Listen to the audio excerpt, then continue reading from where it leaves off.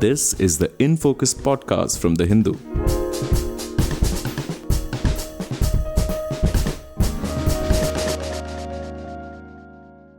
Hello and welcome to The Hindu's In Focus podcast.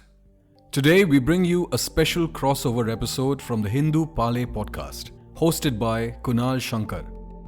In this episode, the panel will dive into the topic, Has the economy improved in the NDA's second term? So please keep listening. Welcome, Professor Vijay of the University of Hyderabad, where you teach economics, specializing in labor, and Mr. D.K. Srivastava at Ernst & Young, to this week's Parley podcast. The Hindu's Parley is a weekly podcast where we discuss current affairs and issues that are generally in the public discourse nationally. And as we are all aware, we're just less than a week away now from the tabling of the interim budget on the 1st of February, which is going to be the last budget of the BJP-ruled NDA government's second term. So this podcast is really to attempt to take stock of the past 5 years of the government, mainly the economy, and just how well it has fared, or if it has not fared, and really to compare and to see if there has been progress made from the last 5 years of the NDA government. If I can first just ask Professor Vijay to introduce yourself to our guests, please. Yeah, I am Vijay. I teach at the School of Economics, University of Hyderabad. I specialize in labor economics as well as environmental economics. Excellent, sir. And Mr. Srivastava. Well, I am currently the Chief Policy Advisor at EY India. And prior to this, I was Director of Madras School of Economics. I specialize in macroeconomics and public finance. Great to have both of you on this podcast. So let me first begin. I think a good way to sort of start to reflect on the past 5 years would be the last interim budget and the subsequent full budget, which was tabled in 2019. Of course, the last interim budget was by the former Finance Minister Piyush Goyal, who's currently the Textiles Minister, and Finance Minister Nirmala Sitharaman's first budget was on the 5th of July of that year when she tabled the budget. We tend to sort of now see the economy, or indeed the larger global framework through the lens of the pandemic. 2019, 6 months ahead of the pandemic, was when the last budget was tabled of this government. If I can ask both of you to maybe reflect on the sort of the economic outlook at that time and the policy prescriptions that the government had attempted then, and then we can sort of go on to subsequent questions. So if I can ask Mr. Srivastava to begin first. Thank you.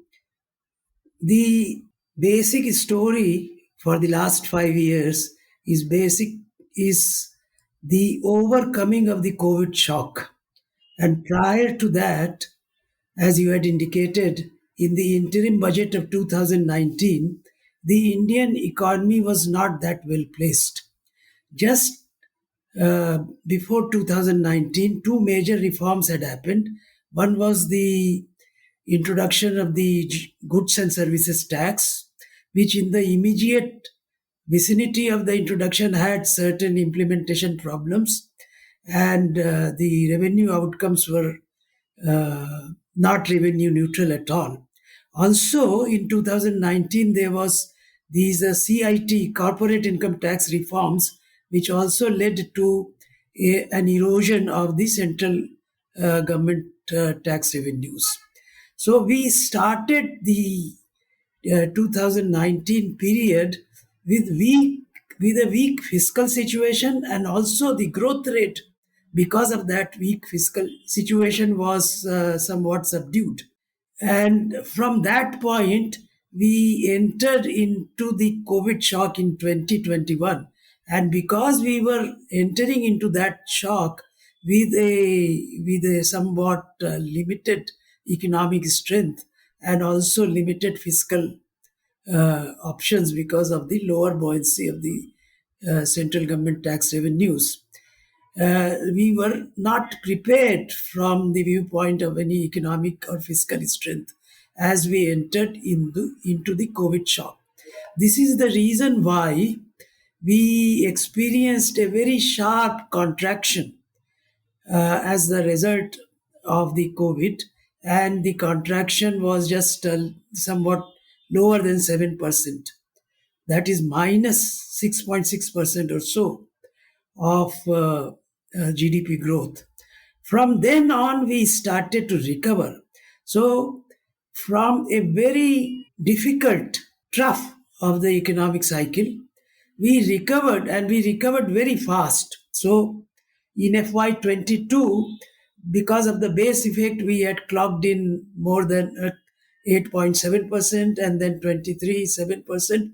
And in FY24, as per the latest estimates, the growth rate is now estimated to be about 7.3% for the full year, which means that although the COVID shock was faced by the Indian economy from a weak background, but the recovery eventually has been very good in terms of both economic recovery and in terms of fiscal recovery. But the COVID shock itself had posed a number of challenges. First of all, apart from the contraction, the effect was experienced in a more serious way in the contact intensive sectors, and many of the large service sectors of the economy actually, such as trade, hotels, storage, transport, etc.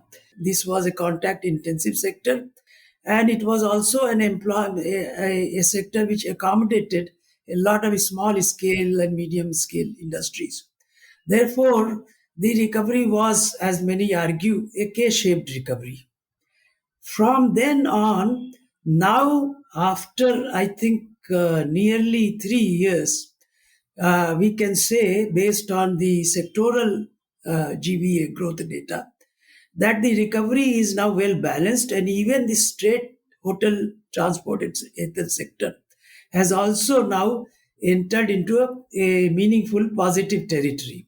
And therefore, we expect as we go by that the MSME sector, the contact intensive sector, etc., will also experience a full recovery. Right. Now, one more point that can be made is that while growth was getting supported by fiscal stimulus and in the initial year by monetary stimulus, has been such that the strategy focused on infrastructure expansion, which means building public assets which would serve the economy and support growth in the medium to long term. And that is a very positive outcome, apart from the fact that we recovered from the economic trough.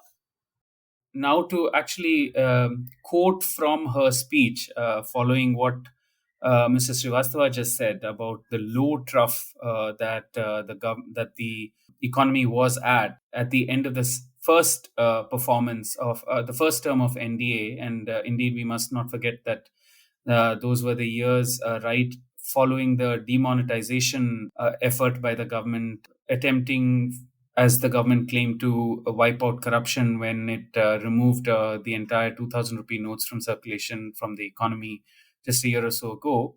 To quote the finance minister, she said on the 5th of July in Parliament, here I'm quoting her, the first term of the Honorable Prime Minister Narendra Modi-led NDA government stood out as a performing government, a government whose signature was in the last mile delivery.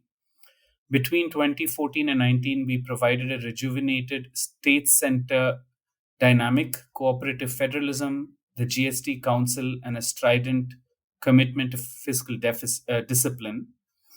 And on many programs and initiatives, we had worked on unprecedented scale, and that the average amount spent on food security per year approximately doubled during 2014 to 19 compared with the previous 5 years. So if I can have Professor Vijay here come in, how do you look at the finance minister's statements and vis-a-vis where we are today? And I would also sort of point to the fact that on the food security issue, despite the finance minister's claims in 2023, on the Global Hunger Index, India was ranked 111 out of 125 countries, which indicates the severity of a level of serious, which is what the Global Hunger Index marks it as, and that it has fallen from the previous year's mark of 107 at 2022. So, if I can bring in Professor Vijay to overall look at, of course, comparing it with the pre-pandemic and the post-pandemic scenario. So firstly, I think it's true that with reference to the GDP numbers or the growth rates and so on, one might say that perhaps apparently the government's performance looks good. But the question is whether or not this is sustainable. And there, I think one has to really look at the whole analysis from the human angle or human centric kind of analysis. And this is where perhaps I would go a little backwards in terms of the 2016 demonetization, which in my view has actually contributed to the long term kind of contraction. GST as well as COVID perhaps were the additional shocks which especially the unorganized sector received, and perhaps the recovery of which is still to be seen with a lot of skepticism given the high rates of unemployment that we continue to see. So a lot of those in the self-employed, a lot of those who were operating in the unorganized sector, where current payments were far more significant. Those sectors have actually contracted, and they might have not recovered. So to look at the recovery in terms of mere value versus looking at it in terms of employment and livelihoods would require a very different kind of a assessment. The other aspect would be also a critical analysis of the claims about say for instance the introduction of the or the withdrawal of the 2000 rupee note, which also claimed that it is meant to really clean up the black money, and perhaps try and therefore regulate the entire economy with reference to that. But we find, for instance, in the more recent data from the Global Corruption Barometer, Asia, that India records the highest rate of bribery within Asia. And this is not the only organization which is saying that. The other source being the Transparency International. Now, in 2016, when demonetization was done, the perceptions were very favorable, and we were ranked 72nd. Whereas by 2023, we are now ranked 85th amongst the in terms of the perception of corruption indices. So the idea that this kind of a withdrawal of the 2000 rupee note and the whole demonetization process perhaps was the first shock, and it was followed by GST, but also the overemphasis on the supply side kind of policies, which where we saw a lot of these startups not really take off. So that was also another kind of a baggage on the economy. So I think there are multiple reasons why the numbers with reference to unemployment as well as inflation look a little unfavorable, and scholars have started to again describe the whole process in the lines of jobless growth. So therefore, I think there's a need to really stock take on the current situation in the backdrop of a variety of these challenges as well as limitations and failures of the policies of the past. So the current situation cannot really be analyzed beginning with 2019, but has to go back to 2016.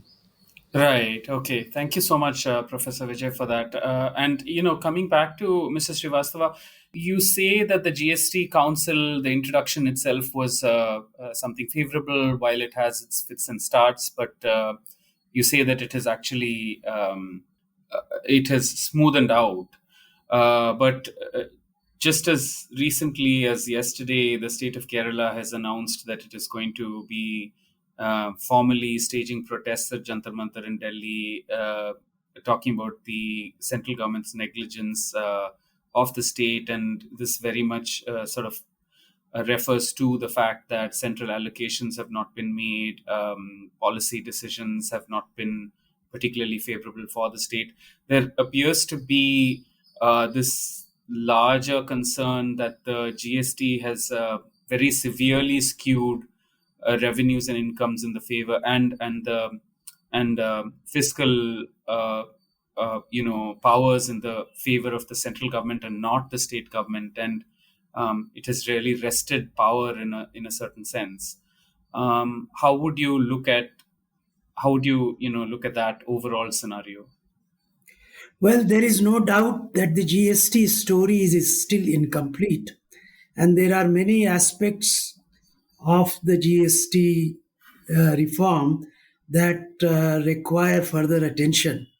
First of all, it did not turn out to be revenue neutral, and although at the point of transition, the central government and the state governments considered together had a 50-50 share in terms of CGST and SGST.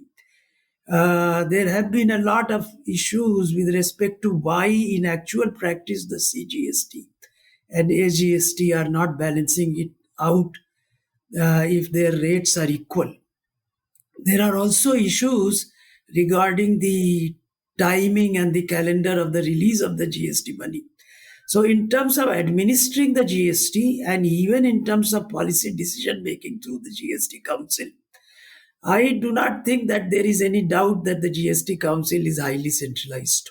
In fact, in the constitutional amendment that implemented the GST, the way the voting has been structured in the GST Council is such that it is very difficult for any individual state government to carry forward any of its own decision. In other words, there has been an effective loss of revenue autonomy for the state governments. And even when many state governments get together, it will be very difficult for them to either agree on a certain change in the GST structure or get it passed through the GST Council. So there are a number of issues, but also in terms of the design of the GST, many important goods are still outside GST. Alcohol, petroleum products are revenue important examples of that. And unless we are able to implement a full-fledged production-oriented and productivity-oriented GST, its benefits cannot be reaped. So I would say that this is an incomplete story, and it is very difficult to reform it.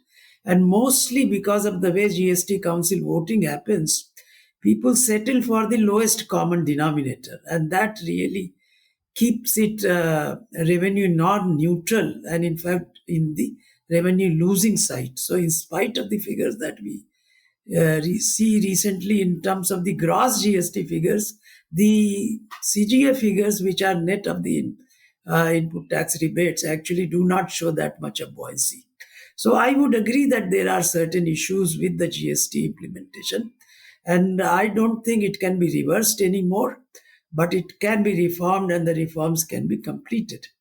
At the same time, the issue was raised about the last mile reach, which was the claim of the finance minister at the time of the 2019 budget. And I think in one dimension, the government of India has succeeded in terms of introducing a large scale digitization of the transactional matrix of the Indian economy.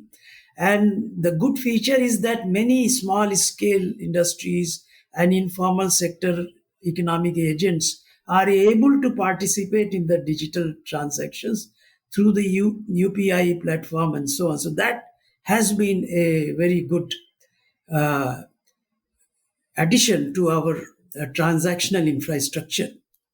On the side of the infrastructure, despite of various other issues, what is happening is that infrastructure based on even government borrowing, because government borrowing is another dimension in which we have not been able to restore equilibrium.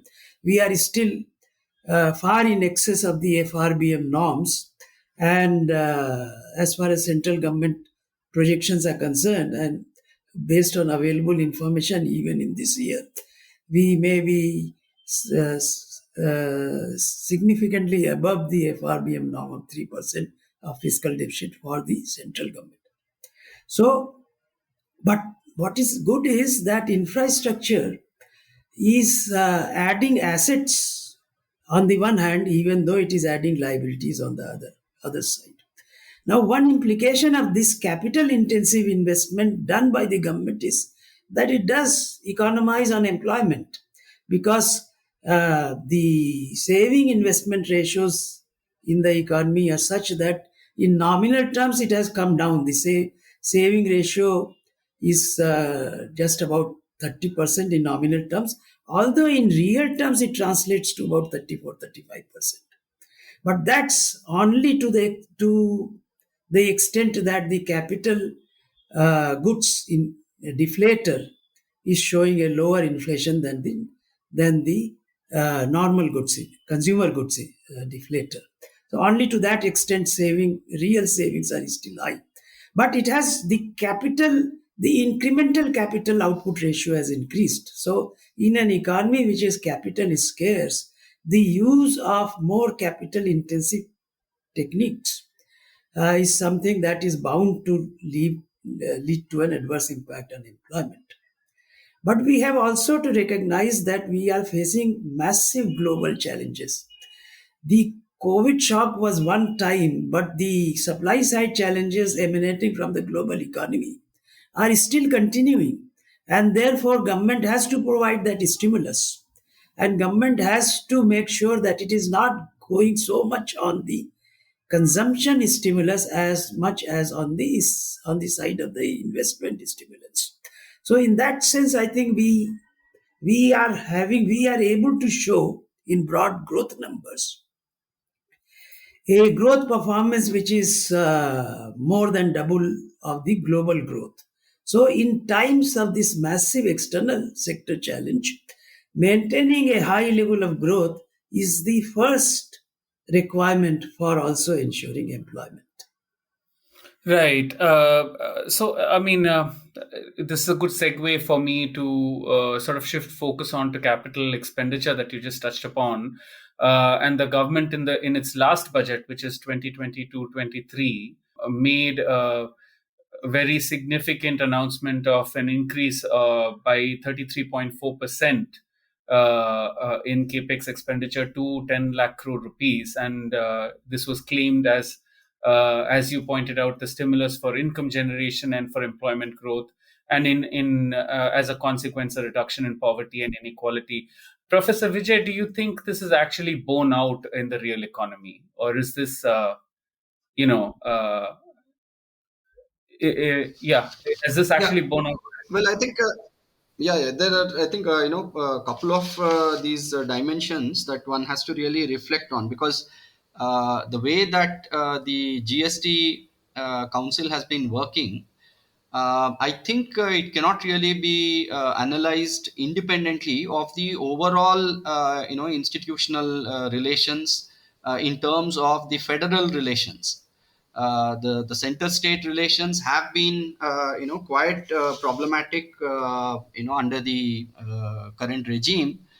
We have seen the kind of conflicts between the chief ministers or the governments in the state and the governors, as well as the kind of pressures that the state is facing vis-a-vis the requirements of finance. Now, in terms of the structural distribution of responsibilities, we see that while the revenues, in a sense, are being controlled extensively by the center, with very few, with a little leverage available at the state government level, following GST. We see a kind of a politicization of the entire distribution of these resources. The responsibilities of executing a variety of welfare programs lies with the state government, and it is therefore likely to face a lot of pressure in case it fails. And I think this one has to really reflect on it. It quite clearly wouldn't emerge in terms of numbers, but one has to really look at other kinds of institutional relational variety of conflicts, and then analyze the role that GST is playing and GST Council is playing, which has to be analyzed in the backdrop of the overall kind of skepticism that has emerged over the period of time, not merely following the federal relations being a little more disturbed, but also in terms of autonomy of a variety of institutions. So I think in that background, one has to really analyze this aspect. The other being with reference to the capex expenditure. I think there the problem has been with reference to the kind of capital intensive technologies that have been employed in course of carrying out these variety of projects. So which then amounts to really affecting adversely the elasticities vis-a-vis the employment generation. So I don't really see, like for instance, the current statistics say that's from the CMIE report, that the unemployment rate is at around 9.4%. So we can't really, that was the case in October 2023, although it has seen a marginal decline, but it still remains quite high. So if that expenditure indeed were to lead to a large quantum of employment generation, I don't think these numbers would be looking so bad. So I think with reference to therefore the emphasis on building infrastructure in order to complement the investments seems to have taken the more emphatic focus, rather than in terms of really looking at its impact on employment generation. And by employment generation, I also would like to bring up the question of the quality of employment, the kind of employment avenues that are getting generated are predominantly in the informal sector, and these are highly unprotected kind of employment avenues, lacking bare minimum social security protections. And that is where one has to also talk about the adverse impact on the capacity of labor to really mobilize, bargain, following the changes to the labor codes. I'll give one illustration. In Telangana, for instance, for the past almost 9 to 14 years, there has not been a wage revision in almost 72 notified sectors. You clearly see what is happening to labor, who are also employed, who are organized. So vis-a-vis that, the conditions of the unorganized sector labor, or the labor who have no voice or unions, is actually much worse. So I think one has to really stock take on that based on these conditions. Right. So clearly you do both agree on the reform to GST, but there is some nuanced difference on just how to approach it, the sort of long view and the politicization, and indeed on capex, there's very clearly an understanding that it is probably underperformed. I can then now shift to another crucial sector and the largest employer in the country, which is agriculture. In the past 5 years, beginning with the interim budget of 2019, and in fact even earlier, when what was seen as a sort of a political move was done, which was this announcement of 6,000 rupees for land owners, farmers holding less than 2 hectares, or rather 5 acres, which was sort of woven then into the interim budget. from then on to now, uh, of course, as recently as just a few days ago, the opposition has claimed that the Agriculture Ministry has surrendered about 1 lakh crore rupees over the past 5 years to the Consolidated Fund of India as unutilized budgetary allocation for agriculture.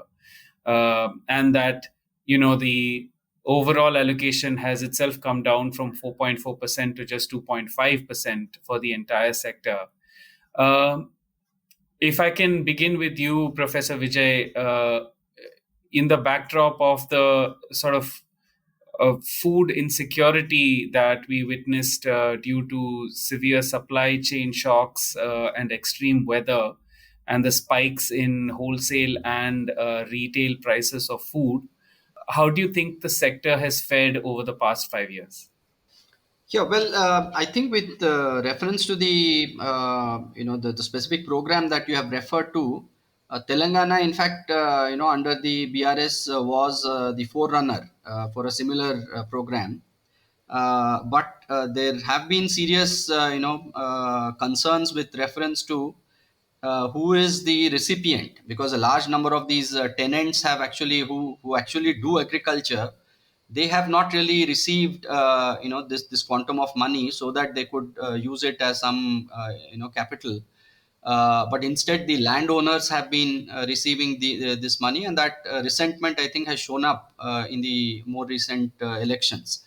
So the fact that the government has not even provided for this and has surrendered that quantum of money, one has to really look through whether the program has actually been implemented, or was it just a populist, kind of a program for the elections purpose and so on. Now, with reference to the second part of your question, yes, you yourself have quite clearly mentioned what has happened with reference to our performance on the global hunger index. I would add that the numbers also show that there is 80% of our children lacking access to nutrition, and about 36% of the children suffering wasting, which is a long term kind of a deprivation, which might have even intergenerational kind of effects. So given the background of those kinds of statistics, I think one problematic move has been in the follow up to the withdrawal of those farm laws, which I think the withdrawal was in a sense good, but the way that, say, for instance, the moves like production of ethanol by way of using rice grains or sugar cane. I think that this is an indirect way of really resorting to the kind of objective that government has had with reference to corporatization of agriculture. But there, the policy has been quite inconsistent. It began by saying that we have huge quantum of surplus, unused, food grains, and then eventually, given the kind of, obviously the policy moved into factor in the uncertainties of whether there were floods in one part, there was lack of adequate rainfall in other parts, following which then they imposed ban both on exports as well as sale from the FCI to the ethanol manufacturing companies. So quite clearly there is a challenge. And if you look at the food basket inflation, pulses, for instance, are at 20.73%, vegetables at 27.6%, fruits at 11.4%, sugar at 7.14%, cereals at 9.9%, and spices at 19.7%. So with reference to assessing inflation overall, the aggregate versus what matters to the average person, the poor people, I think we are in very different worlds. And the inflationary figures quite clearly in the backdrop of high levels of unemployment, as well as extremely low wages, because there is a cost cutting mode, a strategy which producers have been systematically adopting in order to become more competitive on the global in the global market. There is a clear structural kind of a crisis that is emerging. Right. Thank you so much for that, Professor Vijay. And if I can come to you on the same question, Mr. Srivastava, how do you rate the second term of the India governments on the agriculture front? Well, as far as sectoral growth figures are concerned, agriculture, except for the current year, has done very well in these problem years. In fact, its average growth rate was more than 3%. I think over the 5 year period, it will have an average growth of more than 3%, which would compare well with the historical long term trend growth of agriculture. In fact, if you look at the average growth of agriculture over a long period of time, this is a sector which is characterized by periodic cyclicality, and the periodicity is about 3 years, and average is rather low in the range of 2.5 to 3%. So, in fact, agriculture had been a saving grace in these last 3 4 years. And our overall agricultural strategy, although it is largely the subject of uh, handled by the state governments, is such that just like any other developed economy, the center of gravity of the economy has to shift away from agriculture. In fact, it has been shifting away from agriculture. If we start from the 50s, when its share was around 55% or more, it has now shrunk to about 16% in the GDP. And even though its share in GDP is only 15-16%, it is sharing and giving employment, and that employment share is close to in the range of 35 to 40%. So it is supporting, and this average growth is only 2.5-3%. So it generates lower income in per capita terms, and therefore, as long as people remain in the agricultural sector, it will lead to relative lower incomes, and therefore leads to all these inequality problems and so on. And government has been attempting through ethanol and so on some kind of commercialization so that average income of the households engaged in agriculture can be increased. I think both central and state governments are to blame because they have utilized the people in the rural areas for various political economy purposes, but have not really worked towards a real robust economic strength for people living in the rural areas. Right, sir. But just to play devil's advocate, you're saying that agriculture has actually performed better over the past few years, but it also appears to be the same time when farmers have really held prolonged protests against several of the government's initiatives, particularly the farm laws, which eventually had to be repealed. And as Professor Vijay was just pointing out there, in terms of production outcomes as well, there has been such a major, divergence in terms of outcomes. For instance, coffee production has been hugely hit because of major climate change issues. Tea, which is a major exporter, has suffered huge cuts uh, in terms of what the payment is per kg of exported tea or even procurement. The minimum support prices, which was guaranteed under the Swaminathan Commission, has not really been met over the past 10 years. And farmers' incomes have remained stagnant. And as you pointed out yourself, about well over a third of employment still continues to be in that sector. So how do you square this with what you just said about agriculture being a slightly brighter spot? Well, agricultural sector, I hope you agree, does require a lot of reforms. And when reforms were introduced, it met uh, various political economy dimensions are there, met with a lot of resistance. Now, the method or the mode through which those reforms were kind of imposed on the farmers may have their weaknesses, may have had their weaknesses. But I think the agricultural sector does require a lot of reforms, and there is no clear, concerted thinking about how to design those reforms and how to implement those.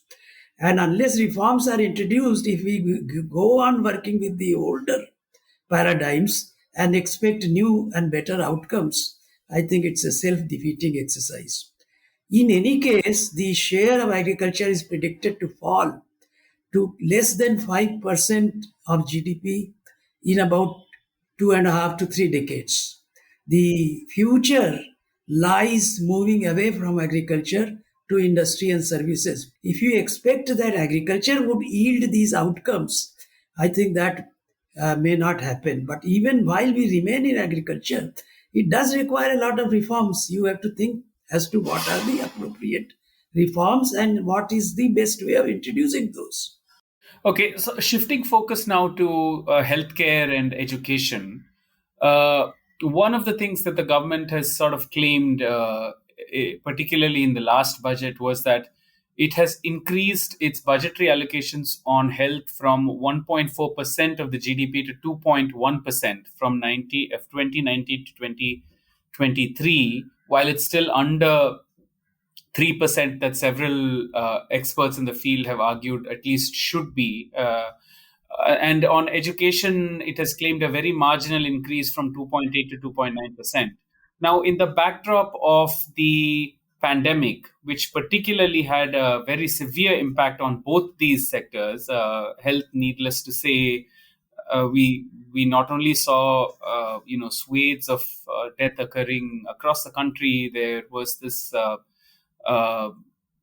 sort of mass migration of labor from south to the north, particularly working class labor, and on education as well. There was suddenly this realization that the capacity to attempt virtual education just does not exist as an infrastructure, and some necessary investments need to be made. So, do you think in these past few years, to some extent, these issues have been addressed?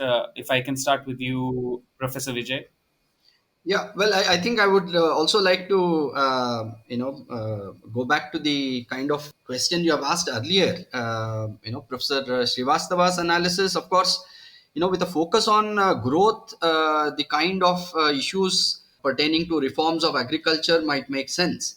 But structurally speaking, if the agrarian economy's capacity to employ people contracts on account of a mounting crisis, then where do we really accommodate these people? See, as of now, the per capita incomes are so low, following the very fact that he himself has mentioned, the dependence on agriculture being high while its relative proportional share has come down quite significantly.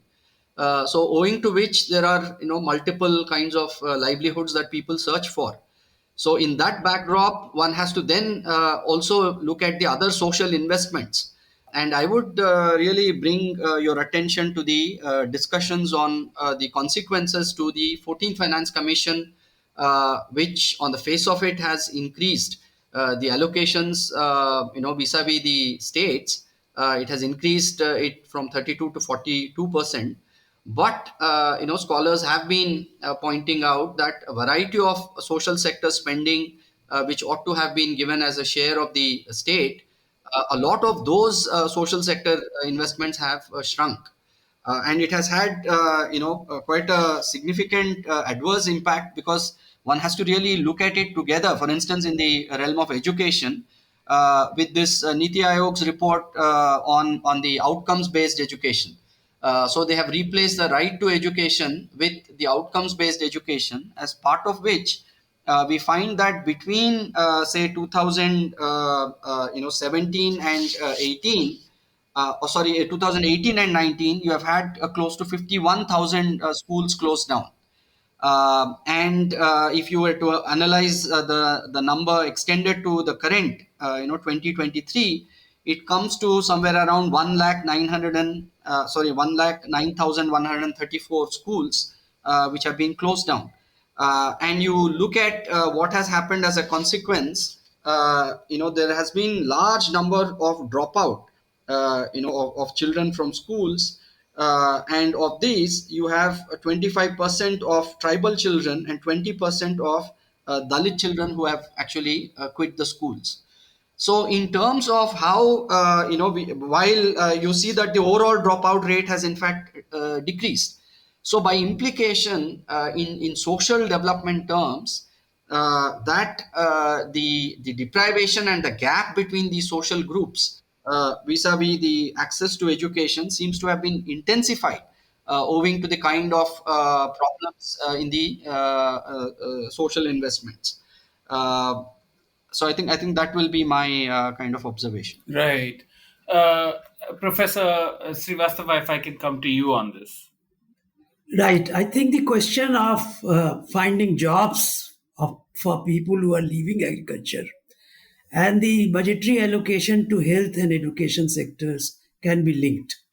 In fact, I think that when there would be massive migration out of agriculture, of course, it is not a one time migration, it's a slow migration. These people cannot be fully absorbed in manufacturing because manufacturing is capital intensive and it requires different kind of training and skilling. So it can be done only to a limited extent. But it is in the services sector where the large demographic dividend, so-called demographic dividend, which is unfolding, and the migration out of agriculture of people seeking jobs, it will have to be accommodated in the services sector, of which health and education constitute a very critical component. Now, unless these people, young people who are joining the working age group and people migrating out of agriculture are trained, skilled, kept in good health, there is no way we can productively utilize them, and there is no way we can realize really the benefits of the unfolding demographic dividend. It is true, as you had observed earlier, that both health and agriculture are underprovided.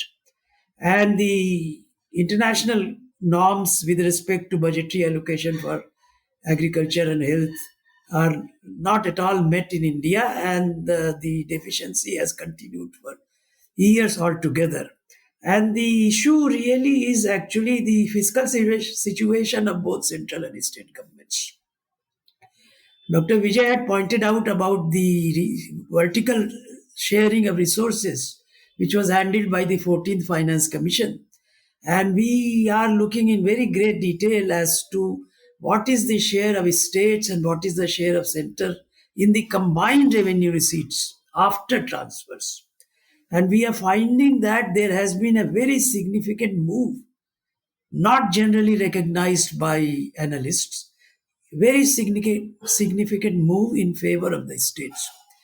When we consider not just tax devolution but also grants, and not just grants that are given by finance commissions, but also by the central government. Now, central government also spends on variety of centrally sponsored schemes and central sector schemes, and including dimensions of health and education.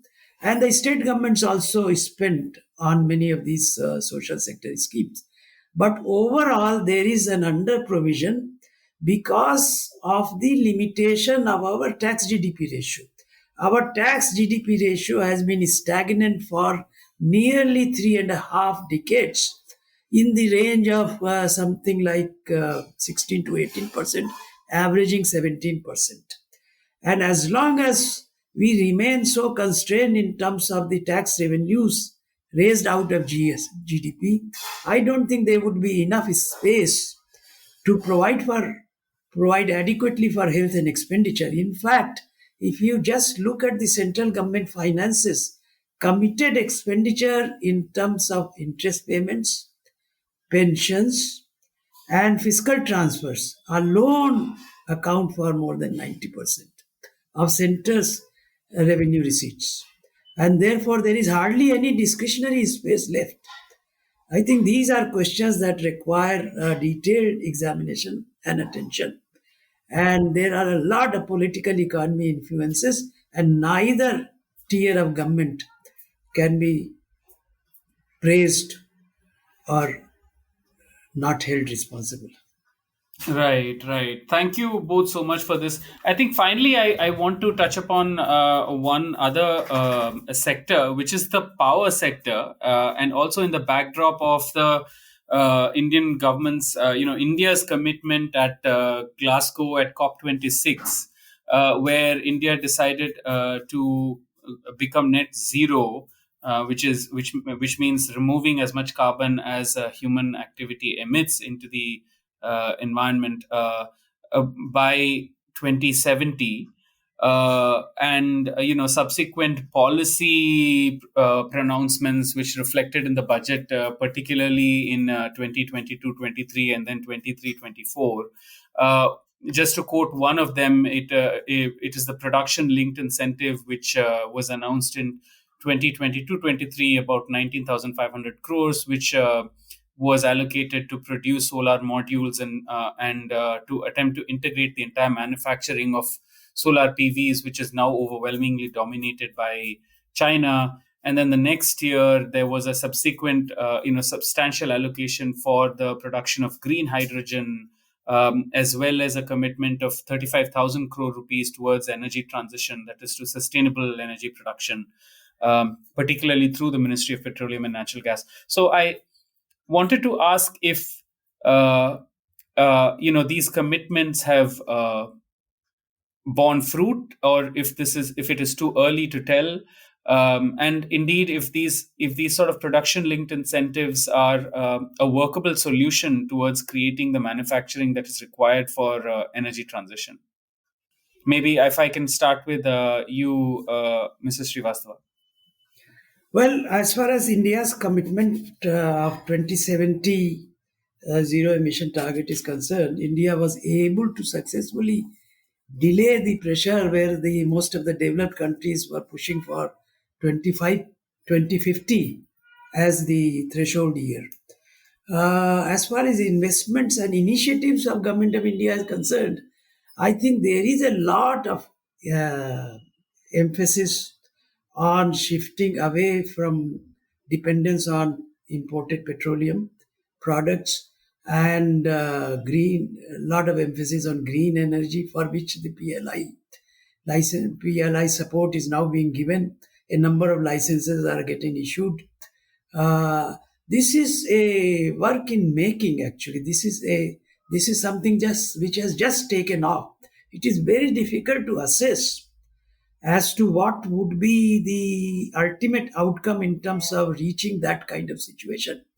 But I would say two things. First, that there is a very significant carbon imbalance across states, which requires the attention of the 16th Finance Commission or other agencies that are concerned with the impact of pollution, including carbon emissions, on the citizens.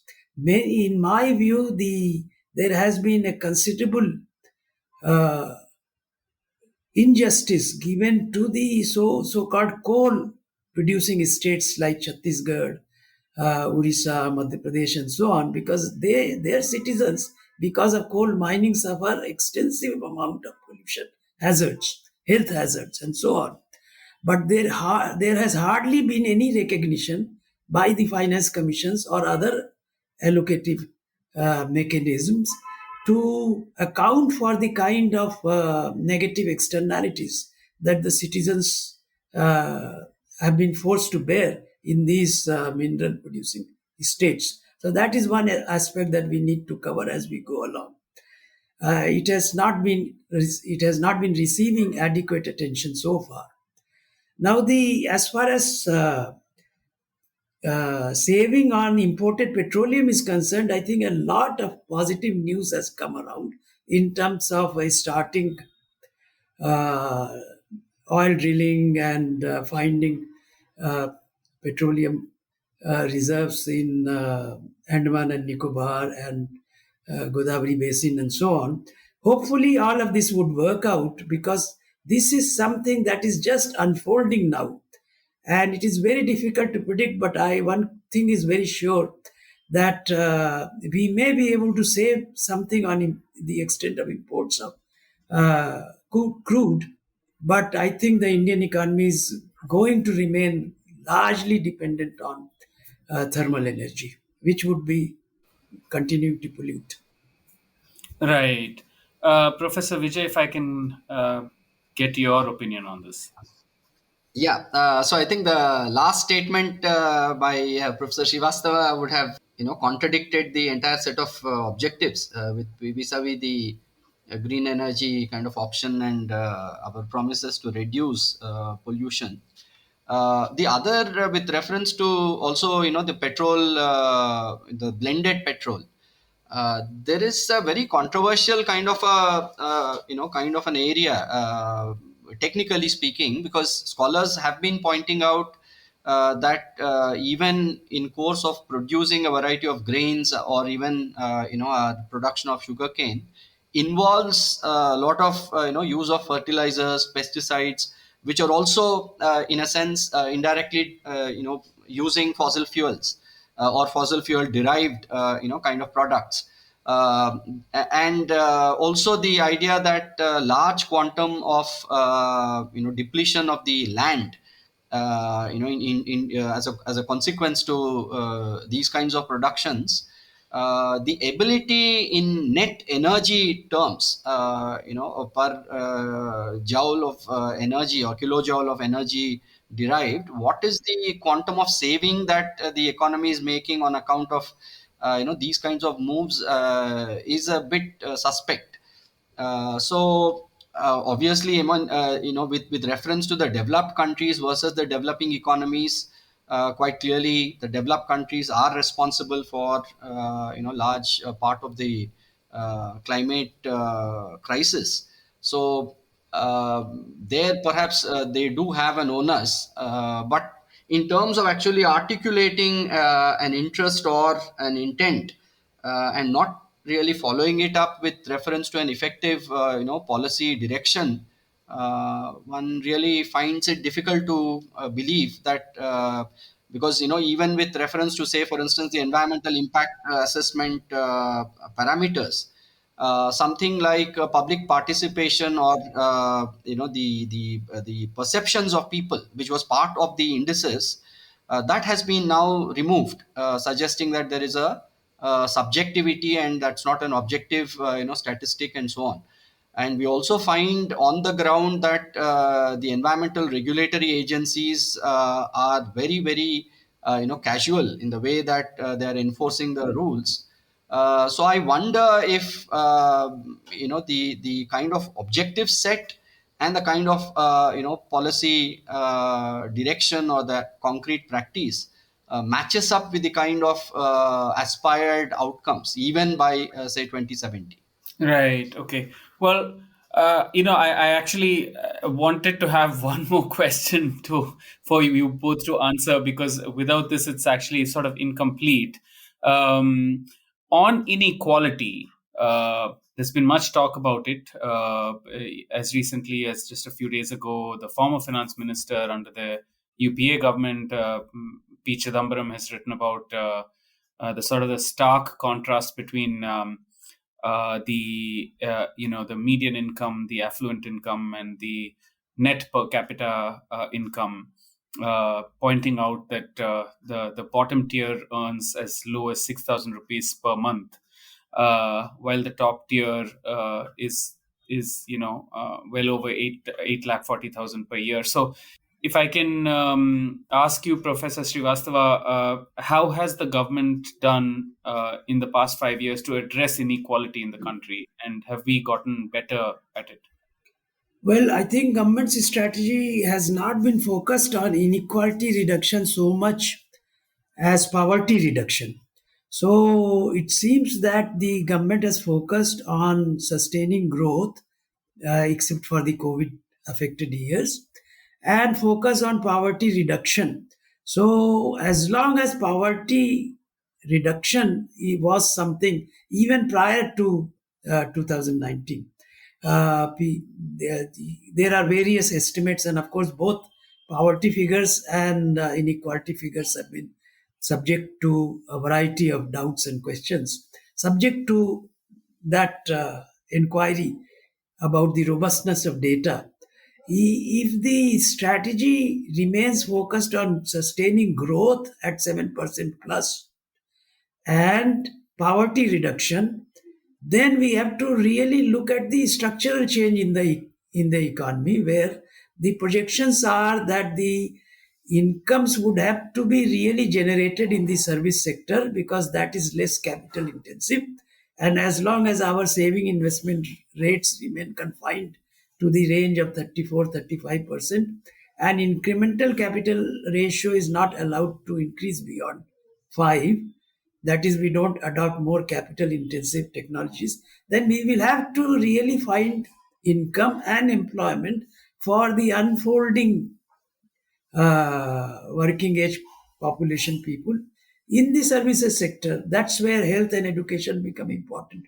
That's where allocations to those sectors become important. That's where adjustment would have to be called for.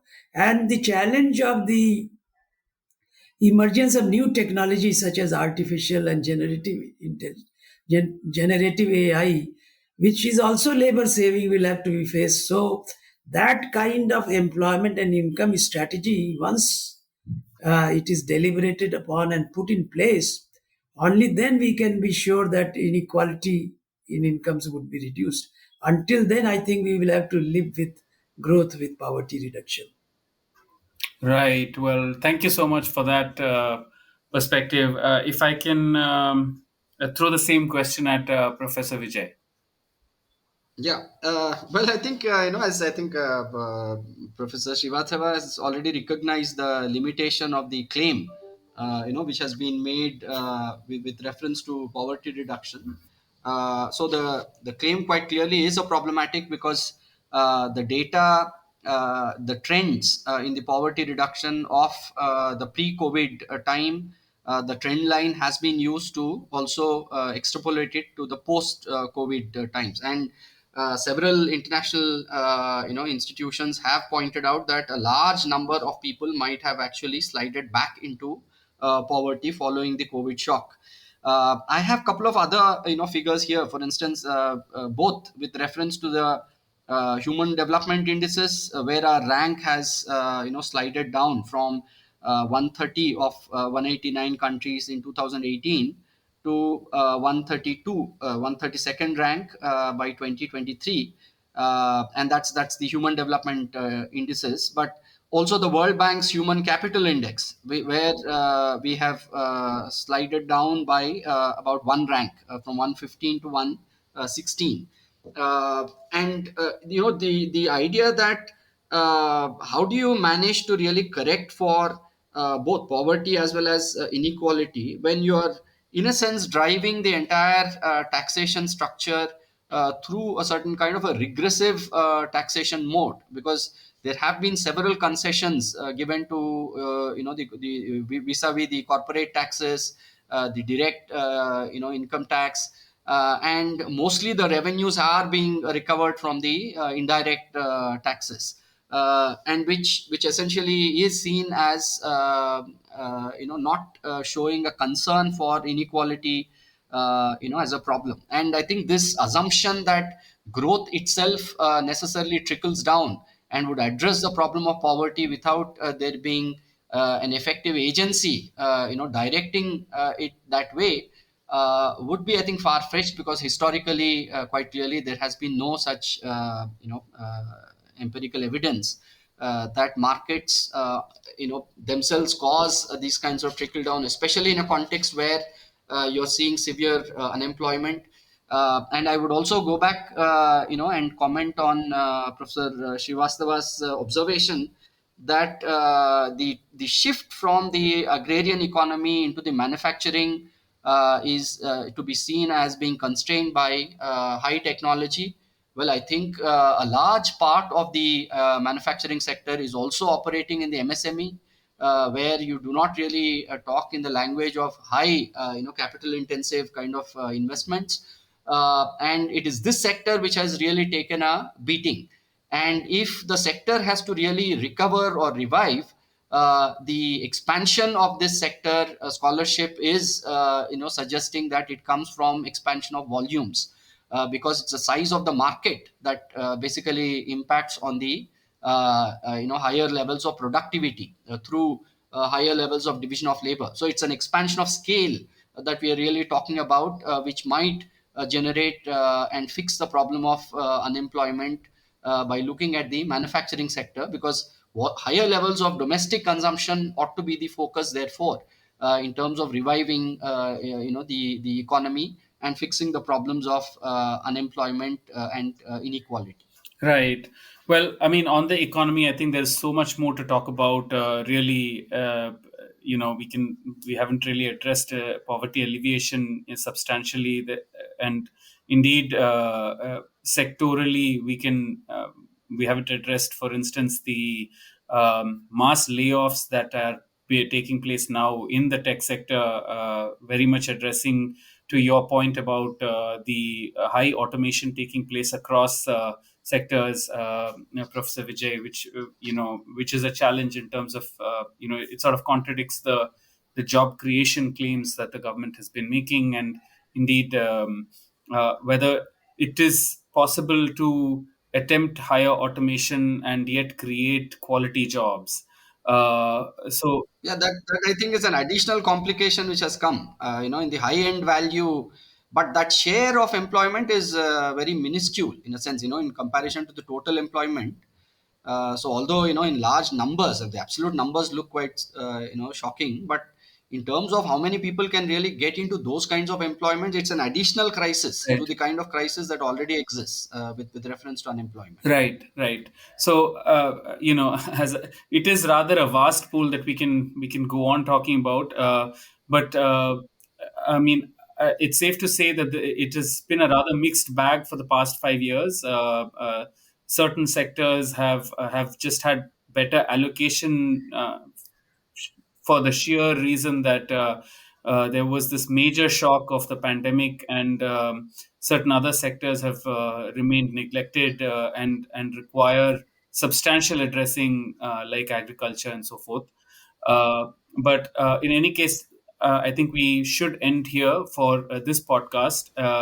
And thank you. I would first like to thank both of you for being patient and being part of this conversation.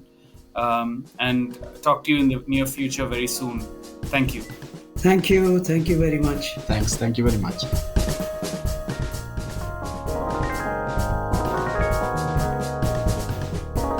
In Focus will be back soon with analysis of the biggest news issues. In the meantime, you can find our podcast on Spotify, Apple Podcasts, Stitcher, and other platforms. Just search for In Focus by The Hindu. We'll see you soon.